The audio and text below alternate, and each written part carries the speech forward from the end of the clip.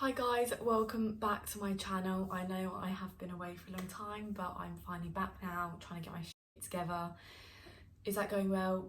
No, but we move. So in today's video, I'll focus on university accommodation, specifically Nottingham Trent University, and then I'll do a part 2, which is answering all your questions, because I've had multiple people message me about accommodations recently and just like frequently asked questions, so do stay tuned for that. This video is very highly requested, like very highly requested. I'm getting messages daily asking me like bits and bobs, so I thought I might as well just make a video to just clear things up for you guys. Also, I do just want to say one thing. Thank you so much for getting me over 14,000 views on my original Nottingham Trent University video.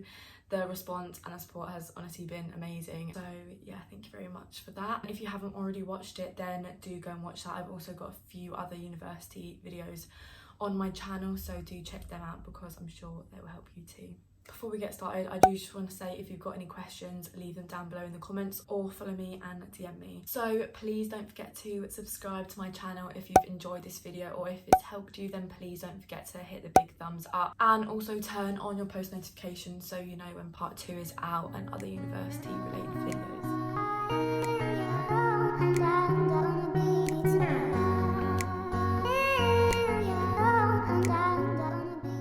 So firstly, for booking the accommodation, you've got to make sure that you have actually confirmed Nottingham Trent as your first choice. So for me, I got an unconditional as long as I made it my first choice, so I did that straight away because I always knew that I wanted to come here, and then I could like get on with the booking process. I think I'm not 100% about all of this, but it should become clear to you once you actually start. But yeah, once you confirm it, I think you get like a code or something, or you get some emails. Like, it's honestly really clear, and then you can make an account. So once you make your account, you can then book accommodation once it comes out, and as far as I'm aware, it comes out on the 3rd of March, so stay tuned for that. I'm not actually sure what time though. I think it's maybe like 8, 9 or 10 o'clock. I remember I booked my accommodation last year at 10:30, and basically Byron and Gill Street South had all sold out, like the majority of it anyway, so I ended up going with Gill Street North, which I loved so much. Also, I'm pretty sure even if you are planning on going privately with accommodation, I think you should still make the account, because I think it's something to do with like your NTU number or something like that. I honestly can't remember. It feels like it was such a lifetime ago, but yeah, there you go. It'll probably be quite clear what to do anyway. So once you get onto the site, you then choose which accommodation you want to stay in. So there's a whole list of them. I would advise you to go on the NTU website now and look at the accommodation. I will also link it in the description box for you if you can't find that. So once you do that, you can then choose the flat and yes, the specific room. I know that was quite a frequently asked question amongst you guys, but yes, you do pick your specific room. So if you are planning on living in accommodation with a friend or something, you know, then yeah, you can't actually click the same box. You have to click like one next to each other, because obviously you're not gonna pick the same room. But yeah, that will also be clear once you do it. So then when you're happy with your choice, check all the details, everything is right, and obviously click pay. You'll be required to pay a £200 deposit, in which you do get back at the end of the year if you do keep your room in a good state. To be fair, I don't know anyone that didn't get their deposit back, so I think it'll be fine. Like, just don't do anything crazy, like don't break anything, but there's not really much to break in there anyway. But yeah, so one thing I will say, and I cannot stress this enough, honestly, do go on and get your accommodation as soon as the website opens for that, because it does sell out really quickly. It's not one of those things that like you can decide like a few weeks down the line. Like, you probably won't have much of a choice. Like, people do drop out, or people like before going to uni, or people do change their mind, or they don't get the grades when it actually comes to the day of results.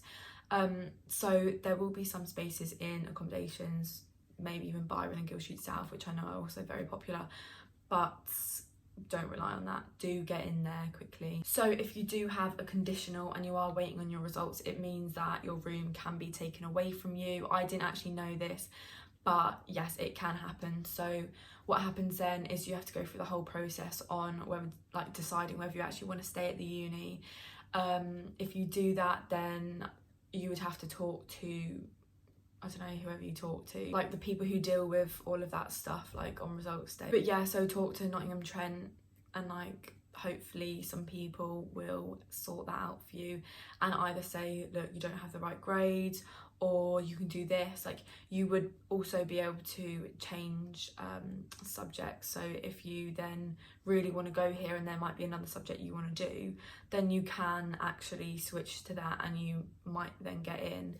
But don't just pick any subject just because you want to go to this uni, because I know people who have and then they dropped out, and I don't know, like, it can be quite disheartening. So it would be good to pick the course that you do want to do, because otherwise you will not have a good time. Say you do find on the course that you want to do and they're like, yeah, cool, you got the grades to come in, then what you've got to do is you've got to say, look, I was in this accommodation and it's just, you know, given my flat away or like my room away, would you be able to get me somewhere like in this accommodation? Or maybe if you've changed your mind and you want to go to another accommodation, they will help you with that and try and get, you know, everything sorted for you, because it is annoying, like, losing your place and like sorting everything out. So yeah, just do be prepared for that. So once that is all sorted, you can then move in from September.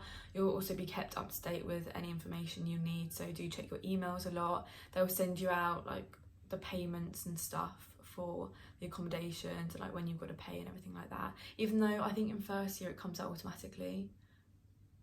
Yeah, I think it does. You just got to make sure that you've got enough money in your account. But that's all to do with student finances and stuff, which is just ugh. The fun part after doing this is everyone goes to Facebook and there are multiple chats that are for different courses. So say if you do a business course, there might be like a business group chat, or like they also do specific ones. So I am doing business management and marketing, so I end up being in a business management and marketing group chat, and we then create one on WhatsApp. Some people still speak in that now, but I don't use it. But I guess it was nice at the start to like chat to people, I don't know. They do also have group chats for like Gill Street North, Gill Street South, and then specifics are like Block D, Block C, and then like your specific flat, so you can see everyone that you're living with, which is actually really, really cool. It was weird because when I was looking through people's profiles and then I saw them, it's just, you have a completely different like image of what they would look like or be like. But yeah, like everyone's honestly so nice when you first meet them. Most people did say that they thought I hated them. If you've got a resting bitch face, just try and smile a lot and try to be really chatty, because they might think you hate them and it's a bit frustrating. But anyway, they know that I love them now, so it's fine. So all the accommodation at Nottingham Trent is non-catered, I'm pretty sure. Well, as far as I'm aware. So I stayed in Gill Street North, which was £157.99 per week, and it was on a 44-week contract. You can have longer contracts, especially if you're staying in a studio, but then that's more money. And yeah, I know a few people ended up getting a studio because they didn't have anywhere else to live. However, they then felt like lonely, so I don't know, it's completely up to you. I feel like everyone will still make friends and you can go and like knock on people's doors and be like, hey, like, let me join your flat. But yeah, just something to think about. However, if you do like being up by yourself, or if you're a bit older, then a studio flat might be perfect for you. So in Gill Street North, they were all en suite rooms, and I think it's up to 8 people per flat. I think I read somewhere that they could be up to 8 people per flat, but I think I only had 6. So I know Gill Street South, Gill Street North, Byron, Sunby, Hampton, a few of them are really near to each other, so they are also near all the shops, they're near the clubs, etc. So, and the uni, so that is all in walking distance, and it's just amazing. So say if you do have a 9 AM, you can literally leave and get there within 10-15 minutes. Sunby Hall is £5,999.84 a year, and it is also an ensuite room. And then Byron and Gill Street South are both very similar, and they are £7,247.24p a year. and both ensuite rooms. And then the last one I'll be talking about is Hampton. It is probably the cheapest one there is, rightly so. Gill Street North isn't glamorous at all, but it's definitely better than Hampton. If you can't afford anything else, like, it's really not that deep. Like, you'll still meet really fun people. Like, people in Hampton don't necessarily like just not have the money for it. Like, they might just think that's the most suitable thing and they don't want to waste their money on other accommodations because it is really expensive. So that is £5,115.80 per year. So if you do have any other questions about the other accommodations, I honestly can't help you with that. I'm sure there'll be other videos on YouTube that will be able to give you some more information, or just Google them. Like, if you look up pictures and stuff, then I'm sure that will give you enough information. I don't think there's anyone that's necessarily not going to get along with people in certain accommodations. Like, they're all relatively similar, like, and also party wise, like, I know that people are like, oh, do they all have like the same sort of vibe? Yeah, they do. Like, I wouldn't say one is more partyish than another at all. Even private accommodation, you can still have a lot of fun. So you will be at the city campus if you're doing a course in the following subject areas: business, management and marketing. They can also be specific, like just business, whatever.